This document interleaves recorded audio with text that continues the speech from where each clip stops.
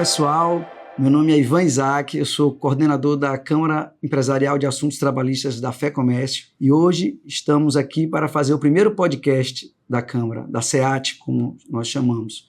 E muito feliz por trazer um tema de suma importância, que é o enquadramento sindical, que impacta realmente nas relações de trabalho das lideranças do comércio. E hoje estou com um convidado especial, o Dr. Renan, gerente jurídico aqui da FEComércio, assessor também especial da presidência do SENAC. É um prazer tê-lo aqui conosco, Dr. Renan, para falar de um tema super importante, o enquadramento sindical, um tema relevante que traz muita controvérsia e que impacta muito nas relações de trabalho e importa muito para as lideranças do comércio. Então, agradeço a presença do Dr. Renan, mais uma vez aqui conosco. Muito obrigado, Dr. Isaac. Um prazer imenso estar aqui, fazer parte desse assunto que a gente vai tratar hoje, que é de extrema relevância, desse primeiro podcast da SEAT. Parabenizá-lo aí pela condução dos trabalhos na Câmara, que é de extrema relevância para o sistema do comércio da Bahia, e em especial para a FEComércio. E vamos juntos tratar desse assunto, que é um assunto de extremo interesse das empresas representadas e das empresas do plano do comércio de forma geral. Exato. Na verdade, esse tema foi escolhido o tema porque, apesar de ser um tema de alta relevância, ele não é tão tratado nos tratados, na jurisprudência, na doutrina. Você ter a exata dimensão, qual é o sindicato que teria legitimidade para defender os interesses, seja da empresa, seja dos empregados das empresas, respectivamente. Eu gostaria de contextualizar primeiro, historicamente, né, o sindicalismo desde a era Vargas, que institucionalizou, né, a questão do sindicalismo, uma atuação estatal forte, mas que instituiu a unicidade sindical, o imposto sindical obrigatório, né? Tivemos um marco também depois dessa implementação, que foi a Constituição de 88, que trouxe algumas reformas no sindicalismo brasileiro, e mais recentemente a reforma trabalhista de 2017. Mas assim, não vejo que se houve tanta modificação na questão do enquadramento sindical. O que é que o senhor poderia nos dizer com relação a se houve alguma mudança ou se a coisa é mais ou menos desde que começou lá em 1943? O modelo de unicidade sindical, ele permanece o mesmo no Brasil, desde especificamente da promulgação da CLT. Existe outro modelo, que é um modelo mais plural, que não é o nosso caso, e tratando especificamente do enquadramento sindical, significa que apenas um sindicato de uma categoria econômica em uma determinada base territorial é que pode representar uma empresa, ou seja, o empregado e o empregador, ele não tem a liberdade de escolher qual o sindicato ele vai pertencer. Certo? Isso é definido pela lei, pela Constituição Federal e pela própria CLT, que já traz em seu arcabouço essas questões mais específicas do enquadramento sindical, certo? No caso do comércio, houve a recepção do quadro de atividades e profissões do artigo 577 da CLT, que lá estipula qual é o plano da Confederação Nacional do Comércio de Bens, Serviços e Turismo. E lá nós temos os quadros específicos, o quadro atacadista, o quadro varejista, os agentes autônomos do comércio. Traz todo esse arcabouço a fim de orientar o empresariado e as relações coletivas de trabalho propriamente. É isso que eu ia realmente perguntar também, né? Com relação especificamente ao comércio, como é feito o enquadramento sindical das empresas do comércio? O enquadramento sindical ele se dá especificamente da análise da atividade preponderante da empresa, tem como referência, ou seja, aquela atividade em que a empresa ofere o maior faturamento, não propriamente o lucro, mas o seu faturamento, e isso vai definir as relações de trabalho e a aplicação correta da convenção coletiva de trabalho naquelas relações de trabalho de emprego da empresa representada, né? Especificamente quanto a este aspecto, e existe muita dúvida, muita gente acredita inclusive que aquela classificação nacional das atividades empresariais que consta no cartão de CNPJ é a que define o enquadramento sindical, que isso não prospera. Às vezes a empresa coloca lá a atividade principal como atividade, e na verdade ela faz outra que não propriamente é a atividade principal. Então tem que ter muito cuidado por parte das contabilidades e da própria advocacia, no sentido de identificar propriamente qual é a atividade preponderante da empresa. Que se dá, como eu disse anteriormente, se dá no quadro de atividades e profissões da CLT, é quem determina qual é a atividade que deve ser seguida, certo? Então, o ponto de partida é sempre a análise econômica da empresa, onde ela tem a maior preponderância de faturamento. Na carta sindical também do sindicato, constam também algumas informações dessa natureza, exemplo do CNAE, da empresa, que ela... No registro sindical da empresa, do sindicato, consta especificamente qual é a atividade representada por aquele sindicato, que pode ser... O sindicato ele pode ter uma representação eclética, que é quando ele representa todo o plano, por exemplo, segundo grupo, o plano do comércio varejista, ou ele pode ter a atividade específica, certo? Que é, por exemplo, o comércio varejista de produtos farmacêuticos, certo? Quando ele representa uma atividade específica. E pelo regime que foi trazido, inclusive, pela CLT, a especificidade, ela sempre prevalece em detrimento do ecletismo. Então, mesmo que um sindicato ele seja estadual ou nacional, a depender da situação, se ele tiver a representação específica, a regra é que ele prevaleça em detrimento da eclética. Então, isso também tem que ser analisado dentro do contexto do enquadramento sindical. Além da atividade preponderante, da questão da unicidade sindical, que nós já falamos, da territorialidade, né, ligada à unicidade sindical, que só pode ter um sindicato por categoria e por território, né? O que é que o senhor pode me dizer com relação a essa questão do enquadramento sindical no comércio, no que diz respeito ao comércio varejista e atacadista no enquadramento? O comércio varejista e o atacadista são grupos distintos. O atacadista ele está especificamente localizado no primeiro grupo do plano da Confederação Nacional do Comércio.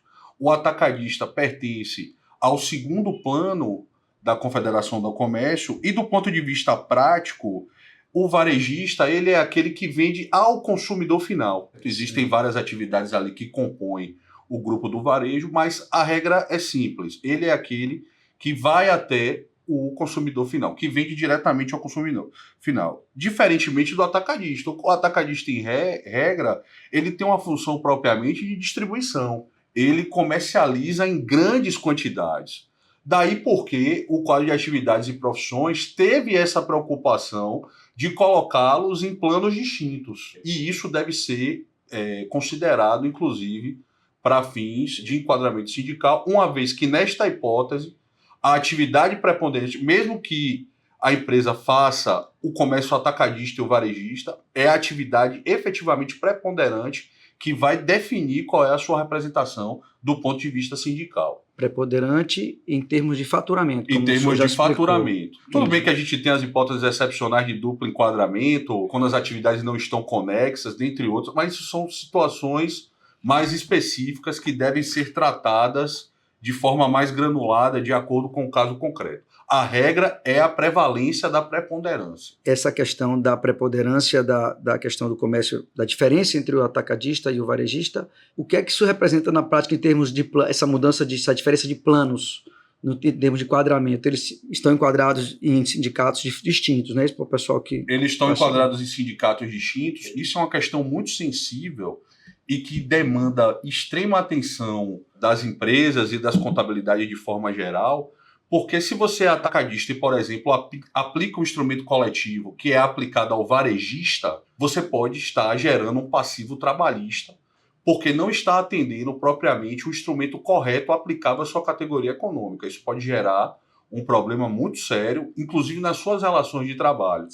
Para a empresa, porque a empresa pode estar assimilando um passivo trabalhista tecnicamente dispensável, porque poderia estar seguindo a convenção correta, o instrumento correto, e para o empregado, porque para o empregado ele pode estar, inclusive, ficando restrito de determinados benefícios que são aplicados à sua categoria profissional especificamente. Então, é um impacto muito grande, aliás, do ponto de vista de enquadramento sindical, esse é o reflexo mais importante que pode ter nas relações de trabalho, de você acabar cumprindo uma convenção coletiva que é inadequada para a sua categoria.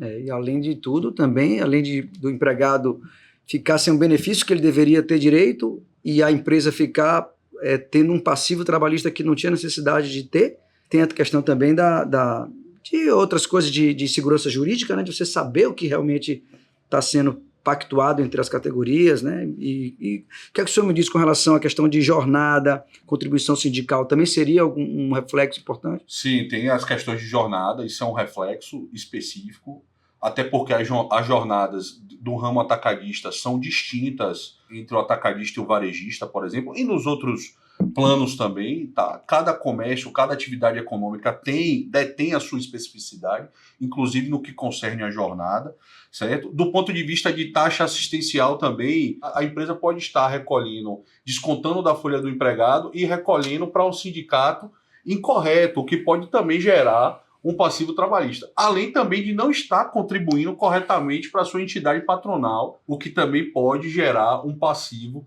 do ponto de vista das relações de trabalho, das relações coletivas. Então, a observância do enquadramento sindical perpassa exatamente por essa segurança jurídica para o empresário, de forma geral, ter a certeza de que o instrumento coletivo de trabalho que está sendo aplicado é o correto para as suas relações de trabalho, as relações de trabalho mantidas no seu ambiente empresarial. Claro, até e também se você deixa de contribuir para a sua entidade sindical, você está enfraquecendo sua representação. Exatamente. No final das contas. Com relação a esses conflitos existentes, quais o senhor teria como dizer a gente quais são os conflitos que mais acontecem, os mais comuns com relação a essa questão do enquadramento sindical? Os conflitos mais comuns que existem, e isso aí perpassa também por uma noção de direito sindical, são aqueles sindicatos que muitas vezes são ecléticos, acham que representam determinados segmentos, mas dentro desses segmentos há um sindicato específico. Vamos pegar um exemplo prático aqui, eu tenho um sindicato em um determinado município que ele é eclético, ou seja, ele representa o comércio varejista de forma geral. Ele não tem uma atividade específica, é de forma geral, como eu disse.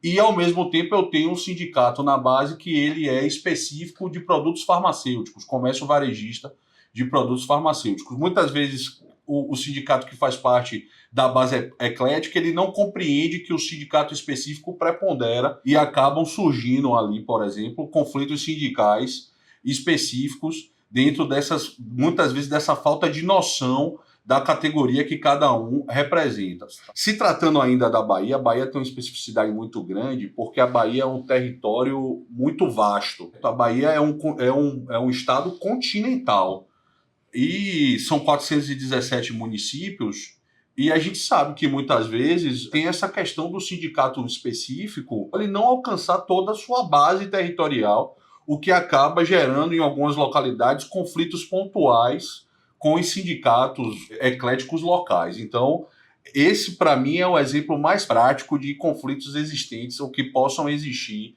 no âmbito sindical. E isso não é exclusividade da Bahia, isso é uma coisa que acontece no país todo, e aí tem a questão de fato de que a legislação sindical muitas vezes não amadureceu propriamente a fim de evitar esses conflitos.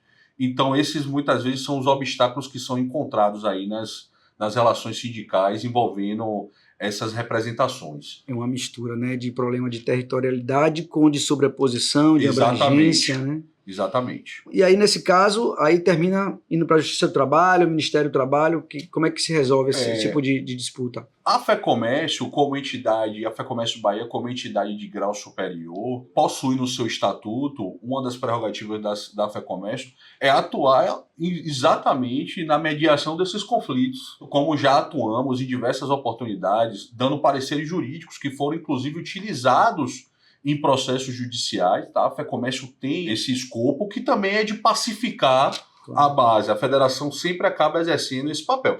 Mas existem muitos casos em que essas questões vão parar, as ações anulatórias acabam indo parar na Justiça do Trabalho, ou então quando a gente também tem uma ação anulatória de cláusulas convencionais, que vai diretamente para o tribunal. Enfim, então existem esses conflitos.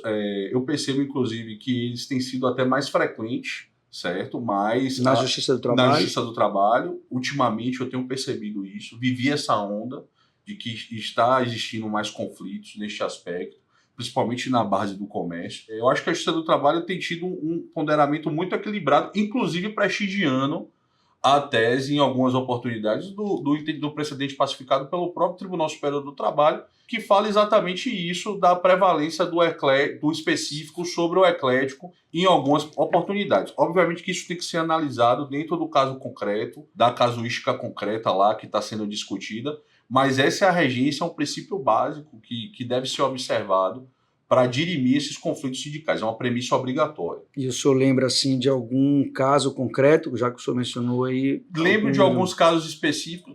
Tiveram alguns casos específicos agora envolvendo um sindicato que é específico e outro que era eclético, certo? Em que prevaleceu a especificidade do caso concreto. Teve outro caso também, um caso até mais complicado, que envolvia a categoria a criação da categoria de condomínios, e aí houve essa ação, certo? E de fato ficou evidenciado que houve um equívoco no registro sindical dessa entidade, que ainda tem essas nuances. Ainda mais depois do tema 935, que surgiu essa nova forma de custeio, esses conflitos voltaram a acontecer, e também eu tenho observado uma escalada no sentido de criação de entidades novas. Isso também tem acontecido muito em todo o país. Tá? Também não é só na Bahia, tem acontecido muito. O Ministério do Trabalho, inclusive, tem atuado muito nisso, nessas questões sindicais. O tema 935 trouxe esse novo momento para o sindicalismo brasileiro, certo? Após a reforma trabalhista, que tornou a contribuição sindical facultativa. Então, a gente está exatamente nesse momento agora em relação ao direito sindical brasileiro. E o senhor acha que teria alguma sugestão de modernização desse sistema, ou você acha que é um sistema que funciona bem? Tem um projeto de lei que eu acho muito interessante, em que ele, por exemplo, revoga expressamente aqueles dispositivos que não foram recepcionados pela Constituição Federal. Eu achei esse projeto de lei interessantíssimo, porque dá uma maior segurança jurídica Sim. nas aplicações do direito coletivo do trabalho. Imagine que após a Constituição Federal de 88, alguns artigos constam lá na CLT como se estivessem vigentes. E a gente sabe que dentro do estudo prático do direito e dentro das especificidades do direito sindical, boa parte daqueles artigos não foram recepcionados pela Constituição. Então isso acaba gerando um conflito muito grande de interpretação para quem não está afeto ao dia a dia da matéria. E o direito ele tem que descomplicar essas questões para poder pacificar as relações trabalhistas, as relações coletivas deste aspecto. Eu achei esse projeto interessantíssimo, traz algumas outras questões de taxa assistencial que eu particularmente discordo, mas neste ponto eu acho que é interessante porque dá uma maior segurança jurídica para aquele que aplica o direito no seu dia a dia. A dicção dos artigos que regulam a matéria são muito antigos, né? Até as expressões, os fatos. Então, pois bem, ótimo, bom demais ter essa conversa. Chegamos à conclusão que a atividade preponderante, né, é o que é levado em consideração, sobretudo com relação ao faturamento da atividade, né, preponderante, que também tem a unicidade sindical, ela deve ser considerada junto com como foi dito aqui, de territorialidade, especificidade. É muito importante que haja um estudo jurídico, uma consulta jurídica realmente apurada, para que não haja um enquadramento incorreto, podendo gerar realmente problemas de natureza de passivo trabalhista, insegurança jurídica, benefícios sem serem concedidos, né? Então, uma série de problemas que o enquadramento incorreto poderá impactar os negócios do comércio. Então, eu gostaria de agradecer, doutor Renan, pelas explicações simples e didáticas, mas muito preciosas, né? E dizer que espero tê-lo aqui de volta para falarmos também de outros temas tão importantes quanto esse. Sem dúvida, agradeço aí a Câmara, a doutor Isaac, e fico à disposição para tratarmos desse assunto. O direito coletivo do trabalho tem diversas matérias que podem ser discutidas. Eu, particularmente, sou um apaixonado pela matéria, então aqui faço uma meia-culpa. Fico à disposição da Câmara, fico à disposição da própria federação e do sistema de forma geral para a gente esclarecer sobre assuntos que são tão importantes para o empresariado e para o trabalhador também. Obrigado.